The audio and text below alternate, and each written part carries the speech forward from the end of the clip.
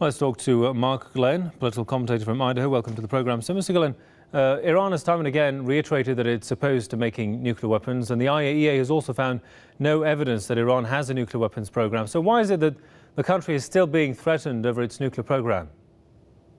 Well, this is an excuse that Israel and the United States use in order to keep sanctions on Iran, in order to keep pressure on Iran, in the hopes that this is going to lead to so much public discontentment that you would see situations such as an overthrow of the present regime, which of course is exactly what Israel and America want. But I think that the real issue here, in addition to keeping pressure on the Iranian regime, is that the West, and particularly Israel, they cannot afford to have a country such as Iran, a Middle Eastern country, an Islamic country, being technologically independent of the West, meaning that it can produce its own industrialized goods. Now, certainly nuclear technology ranks up there at the very top in terms of what an industrialized nation is capable of doing. If you can make nuclear energy, you can make all sorts of things. You can make cars, you can make television, you can make food, you can make clothes. And so, you know, Israel and America, what they are concerned about is that Iran is going to become a supplier for finished goods for the countries in the Middle East. You see, the way they prefer it is that all of these Middle Eastern countries be dependent upon Western money and on Western finished goods, and in particularly military goods and high technology goods. And so I think that all of this is a ruse in many respects, you know, obviously keeping the pressure on the regime, keeping sanctions on the regime, but also making sure that Iran cannot compete with the West in terms of industrialized finished goods that can be used to supply the Middle East with the things that they need. In your opinion, how much has Iran developed in the past years?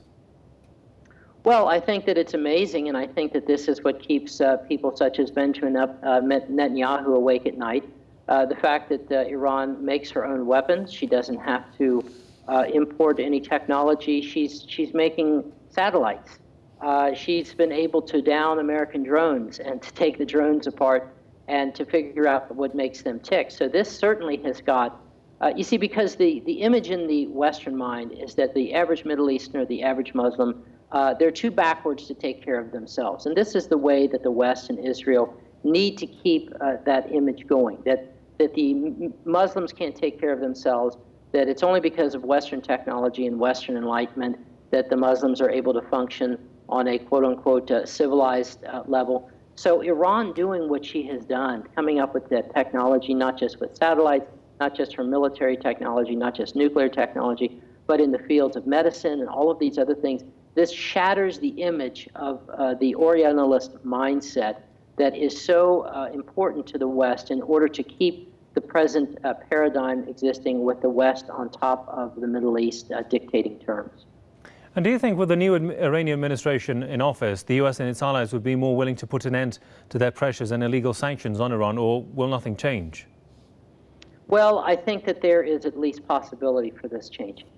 Certainly we've seen certain moves in that direction, but I think that in general, the West tends to be a very elitist, a very snobbish system, and I think that they're always going to look down their noses at those in the Middle East.